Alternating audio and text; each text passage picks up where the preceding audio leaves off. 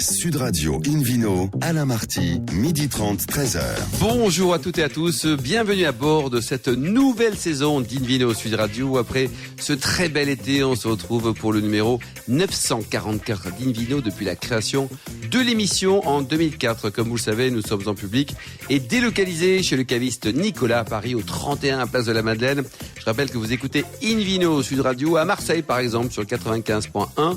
Ça fait plaisir à Philippe Orbach et qu'on peut se retrouver sur notre page Facebook Invino. Aujourd'hui, un menu qui prêche comme d'habitude la consommation modérée et responsable avec le domaine Giraud, situé à Buée au cœur du Sancerrois. Et puis le Vino Quiz pour gagner le livre Œnotourisme et spiritueux en France et dans le monde aux éditions Erol. On jouera sur invinoradio.tv. Bonjour Philippe Orbach, vous allez bien? Bonjour Alain Marty, très bien. Les vacances, c'est bien passé. Alors on vous a aperçu du côté de Saint-Tropez là, tout début août. C'est vrai. Et après nous vous êtes étions partis. ensemble d'ailleurs. Bah ouais, on était a fait ensemble. Une belle émission là-bas à Saint-Tropez.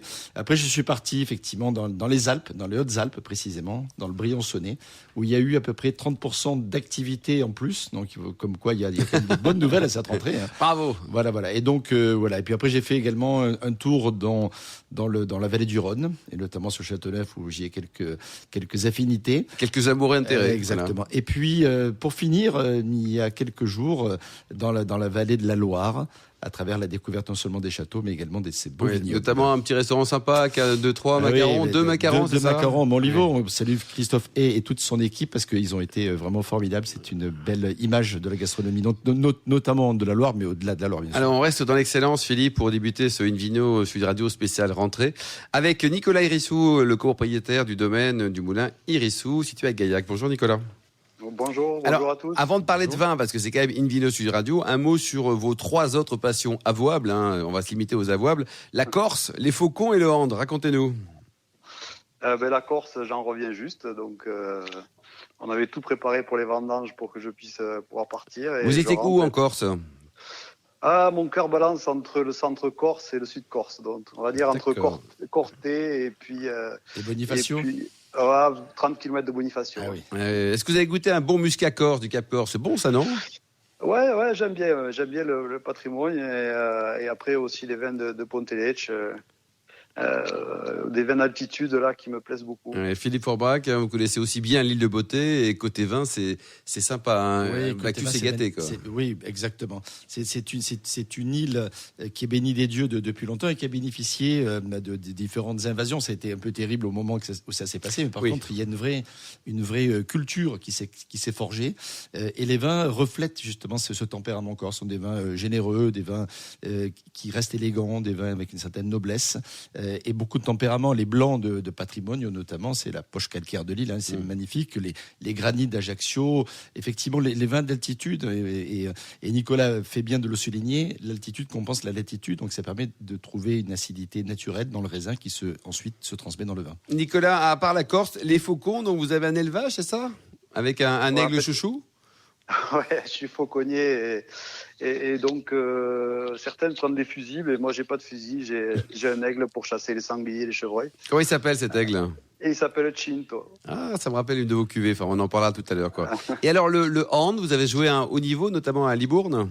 Ouais, je jouais au National de handball et puis je me rappellerai toujours d'une parole de mon ex-entraîneur, vous connaissez Claude Onesta. Bien sûr. Et à l'époque, il me disait, quand je l'ai revu 10 ans après, il me dit, tu sais Nicolas, à 30 ans, le hand c'est quasiment fini, à 30 ans, vigneron, tu commences. Ah, c'est une jolie quoi. Ça m'a toujours dicté dans ma vie de tous les jours après. Ouais, de la grande sagesse pour ce bel épicurier en tout cas. Alors racontez-nous, il paraît qu'avant d'arriver donc du côté de Gaillac, vous avez passé quelques mois très sympas en californienne. Donc est-ce que les californiennes sont jolies? Allô, on revient au faucon, quoi. Non, pas du tout, parce que je pense que vous étiez célibataire à l'époque. J'étais célibataire, mais voilà. Alerte à Malibus à la télé, c'est pas vrai. Donc il faut tout remettre à sa place. Bon. Je pense que c'est mieux du côté de New York que du côté de la Californie. Bon alors, allez, vous avez rejoint le domaine familial. Donc un mot sur l'historique. Hein, tout a débuté, si j'ai bien compris, en 1827 avec Pierre. Ouais, je suis la 6e génération. J'ai la chance d'avoir encore la 5e qui est à la retraite, mais vous savez, les agriculteurs, c'est la retraite très active, donc il est toujours là à côté de moi. Par contre, depuis 2002, il m'a donné les clés et je fais ce que je veux. Donc c'est vraiment à noter parce que c'est pas tout le temps le cas dans les exploitations familiales. Donc ça veut dire que vous avez réellement, votre papa, passé le témoin en disant, écoute Nicolas, tu te débrouilles, je t'aime, que ça marche ou pas? Mais il a considéré qu'une vigne c'était pour 50 ans. Donc comme sur les 38 hectares, on en a replanté 33 depuis 2002. Mais il les plantait pas pour lui, il les plantait pour moi, donc c'était à moi de décider ce que je voulais faire. Ouais. Aujourd'hui, vous dites que vous avez combien d'hectares au total alors? Entre 38 et 40, ça dépend des plantiers, c'est un côté plantier. 38 et 40. Alors en 2002, vous avez créé votre cuvée Florentin à 100% brocol. Philippe Forbach, qu'est-ce que c'est que ce cépage brocol là? Le nom est sympa. Oui, c'est un cépage local qui est fort intéressant, qui donne des vins avec beaucoup de caractère également. C'est un cépage rouge. Et qui porte d'autres noms d'ailleurs, Nicolas, ce brocol. Vous l'appelez toujours brocol ou vous l'appelez Nous, ici à Gaillac, on parle que de brocol. Oui. Mais bon, le nom, entre guillemets, en pélographique, dans les livres, c'est le fer Servado. Et après, si vous allez du côté de Madiran, il s'appelle le Pinenc. Et si vous allez du côté de Marcillac, il s'appelle le Mansois. Donc c'est quand même dingue, Philippe Forbach. Pour le même raisin, si on comprend bien, pour le même raisin, il y a des noms différents. Oui, le fer Servado, et après, on va dire que c'est facile, le vin.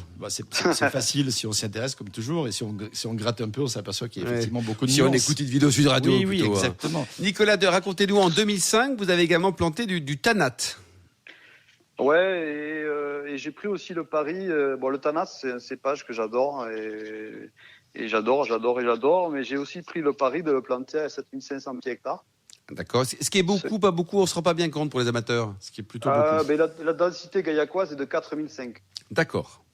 Donc on va dire que c'est une exception sur Gaillac, quoi. Et alors le fait de planter différemment, là, ça apporte quoi en théorie? C'est-à-dire que la vigne a plus d'espace. Quel est le plus pour le vin in fine, en théorie?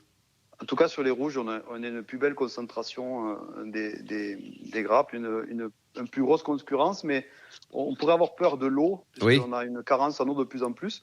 Mais c'est des racines qui descendent, donc en fait, on n'a pas de problème de vigueur. D'accord. Et par contre, sur les rouges, à la dégustation, chaque fois, ces vignes ressortent devant, quoi. Donc in vino veritas, c'est meilleur, quoi, on va dire, quoi. Tous les grands crus sont plantés à haute densité. Philippe Forbach, vous confirmez les propos? La densité est importante pour la qualité in fine du vin? Oui, bien entendu. Tous les grands vignobles ont une densité de plantation relativement importante. On peut aller même pour certains cépages et dans certains types de sols, jusqu'à 10 000 pieds à l'hectare. Alors, il y a des endroits où c'est historique. Par exemple, dans le Beaujolais, on était planté beaucoup 1 mètre sur 1 mètre, c'est-à-dire effectivement sur une surface d'1 hectare, 10 000 pieds.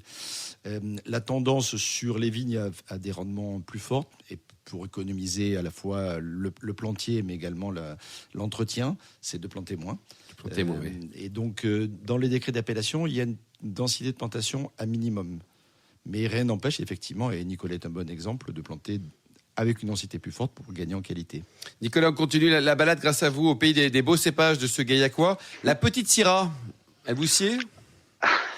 Alors ça c'est tout nouveau, ça a été planté il y a 2 ans. Donc j'ai repris l'exploitation du frère de mon grand-père, donc toujours la famille, sur une superbe argilo-calcaire. Et en fait, quand j'ai travaillé en Californie, j'avais déjà travaillé avec ce cépage-là, qui s'appelle le Durif, en fait, et qui est un cépage français et qui vient du Dauphiné.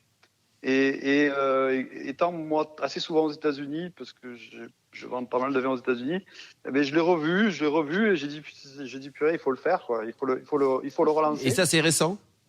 Ah oui, mais je crois que le nombre d'hectares en France est de 3. Ah oui, c'est quand même, oui.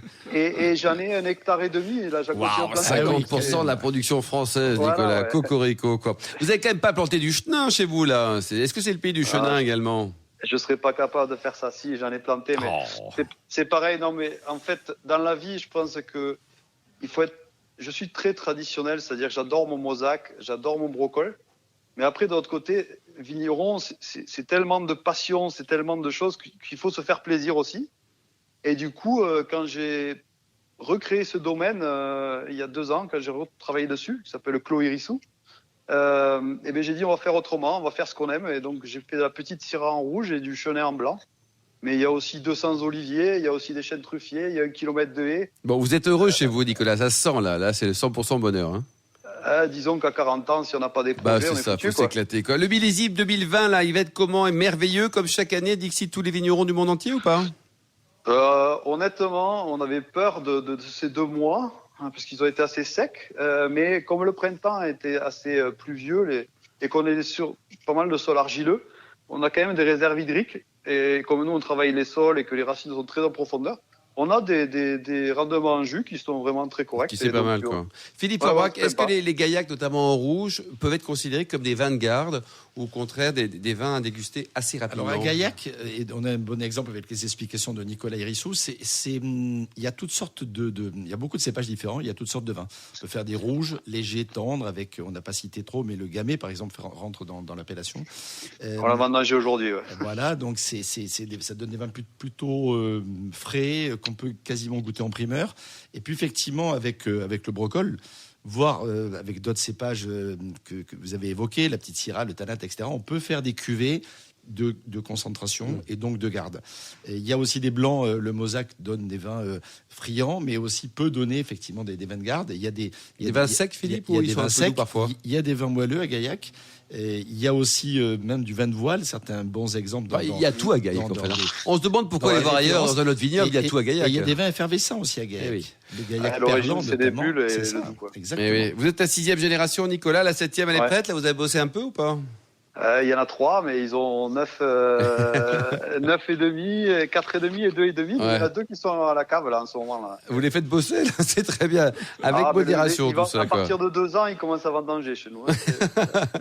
Et alors, vous avez cédé aussi à la mode des rosés, parce qu'on a parlé des différentes couleurs avec vous et avec Philippe. Vous avez aussi un peu de rosé? Je fais un peu de rosé, mais je vais être complètement honnête avec vous. C'est pas le vin que je préfère moi personnellement. En Oui. termes Pourquoi il est mauvais, votre rosé? Non, il est Ah. bon, mais en tant que buveur, en tant que dégustateur, Oui. j'ai toujours du mal avec les rosés. Je pense que donc je fais des bons rosés, mais je suis pas à la mode du rosé, voilà. Donc, Oui, c'est ça. Est-ce qu'il est très pâle comme tout le monde, ou alors au contraire, il a un peu de tenue, genre Tavel, par exemple? Alors, entre guillemets, on nous demande d'avoir des rosés pâles, mais ce qui m'intéresse là, c'est que ce qui m'intéresse, c'est que j'ai des rosés qui se gardent. Ouais. Donc, c'est pas des rosés qui sont fanés au bout de 3 mois. Bravo, ils ont une vraie C'est personnalité. vrai. Merci beaucoup, Nicolas Hérissou, et bravo pour cette magnifique aventure au pays de Bacchus. On se retrouve dans un instant au bar à vin du caviste Nicolas à Paris, place de la Madeleine, pour cette émission délocalisée avec le Vino Quiz pour gagner le livre Œnotourisme et spiritueux en France et dans le monde aux éditions Erol.